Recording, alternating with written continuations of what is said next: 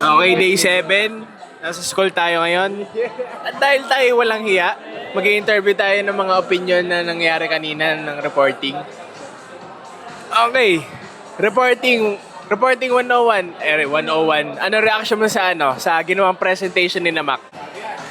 Sakto lang naman siya. I mean, it's comprehensive. Pero yung ibang reporters, medyo nakakaantok. So, ayun.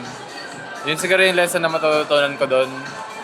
Besides dun sa mismong lesson, siguro dapat hindi tayo antokin. Dapat, as a reporter, hindi dapat natin antokin yung mga makikinig sa atin. Kailangan, we need to keep the vibe alive. You know? Ayun. Ikaw kuya, anong reaction mo? Sa naging reporting kanina? Si May ang bilis mag-report, tapos lahat naiintindi naman, pwede lang sa isa. Tapos si Randolph, goods naman, kaso hindi ko maintindihan. Sa akin. Ito nakakatakot. Oo. Kala ko, hindi ko alam kung tatamaan ako ng recitation nito kasi nagyaw na gano'n, hindi ako nakatingin. No? Kasi mataan ako, yari ako dito. Yun lang. Mamaya yan. Ayun, nag-report yan eh. Eto naman, yung natawag kanina, anong reaction mo? Lucky winner ako! Isa ako sa mga napili, lucky winner, boy. Anong reaction mo sa naging reporting nila kanina? Nagulat ako, natawag ako, nananahimik ako sa sulok, nakaganon ako. Tapos, boom! John King Lewis! Ano ang masasabi mo? Ayun, napatayo ako ng sobra. Sama-sama naman tayo dito. Interviewin na natin ang isa sa mga nag-report kanina. Ang group leader. Ikaw ba? Ay, hindi. Bale, sa una nakakaba. Tapos nung sinumula na ako, tapos kinata ko ni sir. Okay, edi parang nawala na yung kaba ko. Edi ayun, nandun na lang ako, nag-aantay na lang ako ng turn ko. Edi yun, dire-diretso na. Tapos parang napapansin ko may may nakakatulog. Oh. Ba't kaya hindi ko tawagin? Wala naman sa script yun. Hindi yun, tinawag ko sila. Bale yun lang. Bale next week ulit, pero improve ko ulit. Para tapos mas marami na akong tatawagin para mas maganda. Paano naging preparation mo para sa yung magiging report? Ano? Ano ang naging preparation mo para sa yung naging report? Naging report. Bale, kagabi, nag-practice lang ako kasama si Bebe. Doon sa kanya ako nag-report. Oh, edi may mga hindi ko man na-apply yung iba, pero yung iba on the spot lang din. Di ayos. Bale, yun lang. Next week ulit.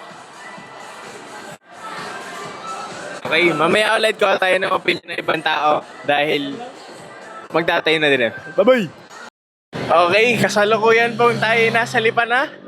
Patambo exit. Mamaya, bali ang nangyari ay nagkamali ng palatandaan si Nigel. Oo.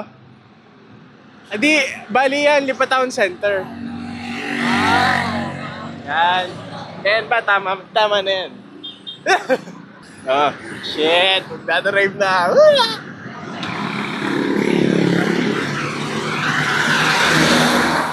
Buti na lang nakatulog ako sa biyahe. At saka sa tawag doon? Shit, ang hirap magsalita. Nakapokus ako nakatulog sa biyahe, pati sa school, sa robotics. Thank you, Sir Miko. Buti na lang. At least nakakinig pa rin naman. Grabe ang traffic, puro truck pa. Sana makalabas ng ligtas. Miguel, ano masasabi mo? Maglakad. Mali yung binabaan namin. Lumit ka, rinig pa rin yan. Ano? Rinig pa din. Kahit pa ano? Ay, paano yung background na nakakuha din? May noise cancellation. Cancellation. Yun, itong overpass pala. Ayun yung pinasok ko ng sasakyan. Doon tayo liliko. Tama ba? Okay. Tapos may terminal doon. Doon tayo sasakay. Pag-aakon. Mga lampas 5 na. Balik-balik. Gawa ng pag may mga pagganap yung doon. Yung kasi ninong ng magulang ko sa kasal. Eh di parang close nila. Lagi nagpapadala sa amin ng lambanog at malakas mag-inom yun. Tapos kinakain naman rin tatay ko. So ko lagi pinagdadrive. Okay lang sa akin kasi may bayad. Binabayaran ako. 1K isang biyahe. Bali na. Ang lagi namin biyahe, mga 6 ng umaga, alis na kami. Makasama din ang ang gas. Hindi sa akin yung gas. May bayad din, nahiwalay sa gas. Dito ako nagstay nung isang linggo, nung removal sa Difcal. Nung wala na tayong dorm. Yun, dito. Pag may klase ako ng 7, pag napunta ako school, gising na ako ng alas 5. Yan dito. Kung sa kayo mo? Sa nabiyahe na o ano? Sa nabiyahe. Kaya magkano hanggang San Salvador? Depende. Paano ba? Face. Ha? Anong zone? Ay, hindi ko lang po. Ang alam ko lang po ay yung mismong bahay. Hindi ko lang po alam. Iatid ko na lang. Sige po. Sabihin ko lang. Tingnan na lang natin. Mahal pala dito. Ano ba dati? Ha? Paano dati nangyayari? Bali, hinahatid ako nung... Meron nung parang katulungin. Isang babae, isang lalaki. Hinahatid ako dyan sa labasan ng motor. Tapos yun, nag-intend na lang akong jeep. Isang sakay lang naman. Mahal din kasi yung tricycle. Hindi man kayo din pala. Oo, tayo lang yan. Para magkapin na yan talaga. Para sa traffic. Traffic na dito. Para papalaban na kayo.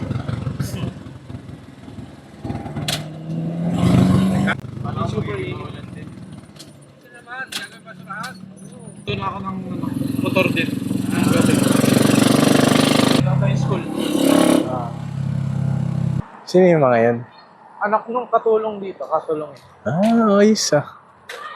Hello lang. Nabanggit na ba sa inyo? Nabanggit na sa inyo yung gabi? Ano? Ay hihiramin namin yung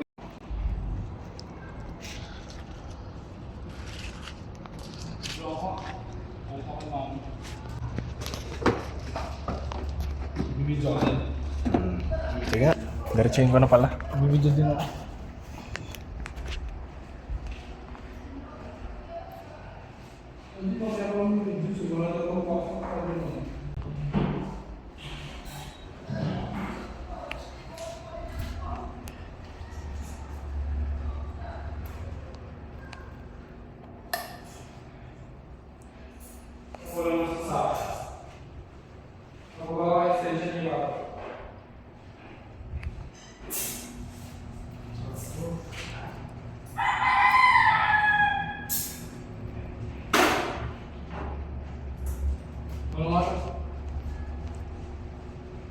Dito.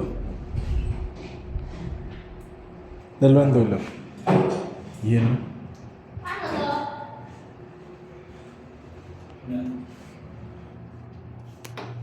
Di tabo-tabo tayo.